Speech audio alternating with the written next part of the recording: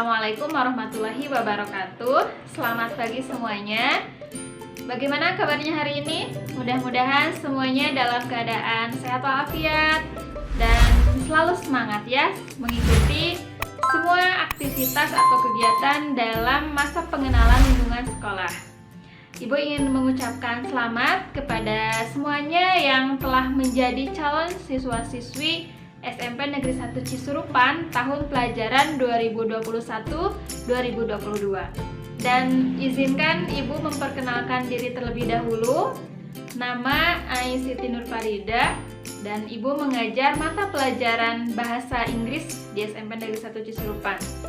Nah, pada kesempatan ini Ibu akan berbagi materi yaitu tentang pendidikan karakter dan budi pekerti. Jangan lupa siapkan alat tulisnya untuk mencatat poin-poin penting dari materi yang akan kita pelajari hari ini. Semuanya siap ya?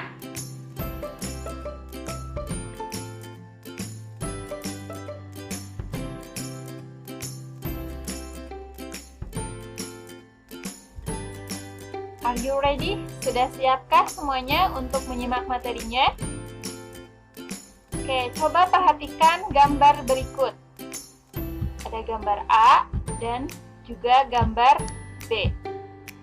Menurut kamu, gambar mana yang menunjukkan karakter siswa yang baik? Apakah gambar A atau gambar B? Ya, pasti semuanya setuju ya, bahwa siswa-siswa di gambar B menunjukkan karakter yang positif karena mereka sedang menerima penghargaan atas prestasinya. Nah, kalau berprestasi pasti mereka memiliki karakter yang positif. Kita akan belajar karakter positif apa saja yang perlu dimiliki oleh seorang pelajar supaya dapat menjadi seorang pelajar yang berprestasi baik secara akademis, secara emosional, dan juga secara sikap dan yang lainnya. Pertama, kita kenali dulu pengertian karakter dan budi pekerti. Karakter adalah cara berpikir dan berperilaku yang menjadi ciri khas setiap individu untuk hidup dan bekerja sama baik dalam lingkup keluarga, masyarakat, bangsa, maupun negara. Kemudian yang kedua, budi pekerti adalah kesadaran perbuatan atau perilaku seseorang. Budi pekerti juga berarti tingkah laku, akhlak, perangai, atau watak, atau disebut juga dengan akhlak atau etik dalam bahasa Inggris. Jadi, budi pekerti juga dikenal dengan istilah etika. Jadi, antara karakter dan budi pekerti itu sangat berkaitan erat ya, di mana karakter adalah ciri khasnya dan budi pekerti itu adalah menunjukkan tingkah laku, akhlak, perangai, atau watak seseorang. Kalau pendidikan karakter itu apa? Pendidikan karakter adalah pendidikan budi pekerti plusnya apa? Yaitu melibatkan aspek pengetahuan atau kognitif, perasaan atau feeling, dan tindakan atau action. Jadi, budi pekerti itu tidak hanya tentang sikap saja, tetapi juga tentang pengetahuan dan juga perilakunya atau tindakannya. Menurut Thomas Likona, tanpa ketiga aspek ini, maka pendidikan karakter tidak akan efektif. Dengan pendidikan karakter yang diterapkan secara sistematis dan berkelanjutan, seorang anak akan menjadi cerdas emosinya. Kecerdasan emosi ini adalah bekal penting dalam mempersiapkan anak menyongsong masa depan, karena seseorang akan lebih mudah dan berhasil menghadapi segala macam tantangan kehidupan, termasuk tantangan untuk berhasil secara akademis. Jadi ini adalah salah satu manfaat dari mempelajari atau memiliki karakter yang baik. Ada 18 butir nilai-nilai pendidikan karakter. Apa saja? Nah, ada karakter religius, jujur, toleransi, disiplin, kerja keras, kreatif, mandiri, demokratis. Apa itu demokratis? Ya, dia tidak egois ya, artinya didasarkan kepada pendapat orang lain juga. Kemudian rasa ingin tahu, semangat kebangsaan, cinta tanah air, menghargai prestasi, bersahabat atau komunikatif, cinta damai, gemar membaca, peduli lingkungan, peduli sosial, dan tanggung jawab.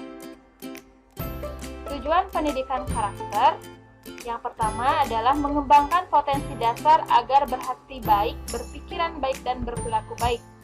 Yang kedua, mengembangkan karakter bangsa agar mampu mewujudkan nilai-nilai luhur Pancasila. Itu pendidikan karakter sebagai pilar kebangkitan bangsa, raih prestasi, junjung tinggi, budi pekerti. Ketiga, memperkuat dan membangun perilaku bangsa yang multikultur, artinya memperkuat perilaku yang sudah baik. Dan yang terakhir, meningkatkan peradaban bangsa yang kompetitif dalam pergaulan dunia. Nah, itu tujuannya ya. Dan apa saja fungsi dan media pendidikan karakter?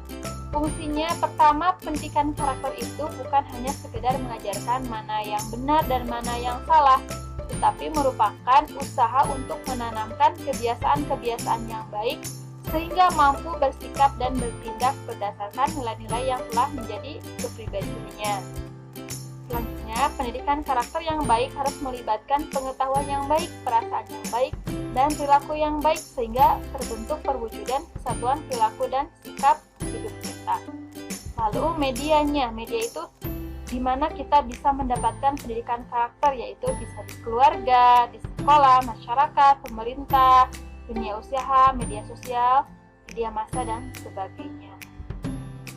Dampak pendidikan karakter itu apa? Nah, menurut sebuah buku yang berjudul Emotional Intelligence and School Success, mengkompilasikan berbagai hasil penelitian tentang pengaruh positif kecerdasan emosi anak terhadap keberhasilan di sekolah. Dikatakan bahwa di sana ada sederet faktor-faktor resiko penyebab kegagalan anak di sekolah. Faktor-faktor resiko yang disebutkan ternyata bukan terletak pada kecerdasan otak, tetapi pada karakter, yaitu rasa percaya diri, kemampuan bekerja sama, kemampuan bergaul, kemampuan berkonsentrasi, rasa empati, dan kemampuan berkomunikasi. Hal itu sesuai dengan pendapat Daniel Goleman tentang keberhasilan seseorang di masyarakat. Jadi ternyata 80% keberhasilan itu dipengaruhi oleh kecerdasan emosi, yaitu oleh karakter baik yang kita miliki, dan hanya 20% ditentukan oleh kecerdasan otak. Jadi anak-anak yang mempunyai masalah dalam kecerdasan emosionalnya akan mengalami kesulitan belajar, bergaul, dan tidak dapat mengontrol emosi. Jadi bagi kalian yang merasa ibu saya tidak pintar, nah tidak apa-apa, yang penting kalian memiliki karakter yang baik, memiliki emosi yang baik, maka itu akan sangat menunjang keberhasilan kalian baik dalam belajar ataupun nanti di masa depan kalian. Bisa dipahami ya? Nah, sekarang ini pendidikan karakter ini sangat diperlukan atau oleh seluruh pelajar ya. Muncul profil pelajar Pancasila, sebuah profil yang harus dimiliki oleh seorang pelajar, khususnya pelajar di Indonesia. Apa saja? Ada 6 karakter. Yang pertama adalah pelajar yang beriman, bertakwa kepada Tuhan Yang Maha Esa, dan berakhlak mulia, dengan berkebinekaan global, bergotong royong, kreatif, bernalar kritis, dan mandiri. Nah, pertama, beriman, bertakwa kepada Tuhan Yang Maha Esa, dan berakhlak mulia. Pelajar Indonesia yang berakhlak mulia adalah pelajar yang berakhlak dalam hubungannya dengan Tuhan Yang Maha Esa. Ia memahami ajaran agama dan kepercayaannya serta menerapkan pemahaman tersebut dalam kehidupannya sehari-hari. Nah, kita pasti di sini semuanya beragama kan ya? Dan kebanyakan di kita beragama Islam. Jadi tentu saja kita harus beriman dan bertakwa kepada Allah Subhanahu wa Ta'ala. Elemen kunci beriman dan bertakwa kepada Tuhan Yang Maha Esa serta berakhlak mulia itu apa saja? Yang pertama, akhlak beragama, akhlak pribadi, akhlak kepada manusia, akhlak kepada alam, dan akhlak bernegara. Nah, ini adalah akhlak-akhlak yang harus kita miliki. Yang kedua adalah berkebinekaan global. Pelajar Indonesia mempertahankan budaya luhur, lokalitas, dan identitasnya, dan tetap berpikiran terbuka dalam berinteraksi dengan budaya lain, sehingga menumbuhkan rasa saling menghargai dan kemungkinan terbentuknya budaya baru yang positif dan tidak bertentangan dengan budaya luhur bangsa. Kunci berkebinekaan global adalah yang pertama, kita harus bisa mengenal dan menghargai budaya Indonesia. Kemudian, memiliki kemampuan komunikasi interkultural dalam berinteraksi dengan sesama. Artinya, kita harus bisa berkomunikasi dengan orang lain, karena Indonesia ini terdiri dari berbagai budaya, suku, dan bahasa ya. Jadi kita harus bisa berkomunikasi dengan baik dengan siapapun. Kemudian refleksi dan tanggung jawab terhadap pengalaman kebinekaan. Karakter yang ketiga atau profil yang ketiga adalah gotong royong. Pelajar Indonesia memiliki kemampuan gotong royong, yaitu kemampuan untuk melakukan kegiatan secara bersama-sama dengan sukarela agar kegiatan yang dikerjakan dapat berjalan dengan lancar, mudah, dan ringan. Elemen kunci gotong royong ada kolaborasi, kepedulian, dan berbagi. Nah, ini sebagai seorang pelajar kita harus mampu berkolaborasi, artinya bekerja sama dengan teman dan semuanya. Kemudian memiliki rasa peduli dan juga dapat berbagi. Yang keempat adalah mandiri. Pelajar Indonesia merupakan pelajar mandiri, yaitu pelajar yang bertanggung jawab atas proses dan hasil belajarnya. Kuncinya adalah kita harus memiliki kesadaran akan diri dan situasi yang dihadapi, serta memiliki regulasi diri, artinya kita memiliki jadwal-jadwal ya, jadwal atau aturan-aturan untuk diri sendiri. Yang kelima, bernalar kritis. Pelajar yang bernalar kritis mampu secara objektif memproses informasi baik kualitatif maupun kuantitatif, membangun keterkaitan antara berbagai informasi, menganalisis informasi, mengevaluasi, dan menyimpulkan. Artinya, ketika kita sebagai seorang pelajar harus bisa memperoleh dan memproses informasi dan gagasan, menganalisis dan mengevaluasi penalaran, merefleksikan pemikiran dan proses berpikir, mengambil keputusan. Artinya, sekarang kalian bukan siswa sekolah dasar lagi, tetapi sudah menjadi siswa SMP. Artinya, kalian harus bisa memperoleh dan memproses informasi itu dengan baik. Jadi, tidak menanggapi informasi itu dengan langsung. Misalkan ada hoax ya, langsung ditanggapi. Tidak, kita harus mencari kebenarannya dulu. Kemudian yang keenam adalah kreatif. Pelajar yang kreatif mampu memodifikasi dan menghasilkan sesuatu yang orisinil, bermakna, bermanfaat, dan berdampak. Elemen kuncinya, kita harus bisa menghasilkan gagasan yang orisinal, artinya gagasan yang asli dari pemikiran kita sendiri, bukan hasil meniru dari orang lain, atau misalkan ya mengakui kreativitas orang lain, itu tidak boleh, tapi kita harus memiliki gagasan sendiri, menghasilkan karya dan tindakan yang orisinal. Nah, jadi itu ya 6 profil pelajar Pancasila, artinya karakter-karakter yang harus dimiliki oleh seorang pelajar. Bisa dipahami sampai di sini? Oke ya, itu dia tadi materi tentang pendidikan karakter dan budi pekerti. Ada sebuah kata mutiara ya yang disampaikan oleh Abraham Lincoln. Character is like a tree and reputation is shadow. The shadow is what we think it is and the tree is the real thing. Artinya, karakter itu seperti pohon dan reputasi adalah bayangannya.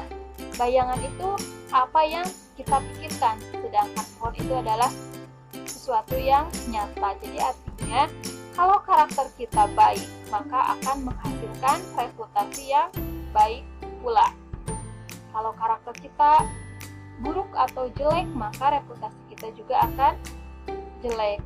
Tetapi bayangan itu tergantung dari, kalau di sini bayangan apa itu tergantung dari pohonnya. Makanya kita harus memiliki karakter yang baik. Setidaknya tadi ada 6 karakter ya yang harus dimiliki oleh seorang pelajar Indonesia. Oke, thank you. Terima kasih atas perhatiannya. Mudah-mudahan materinya bermanfaat dan bisa dipahami. Sampai jumpa di lain kesempatan. Billahi taufiq wal hidayah. Wassalamualaikum warahmatullahi wabarakatuh.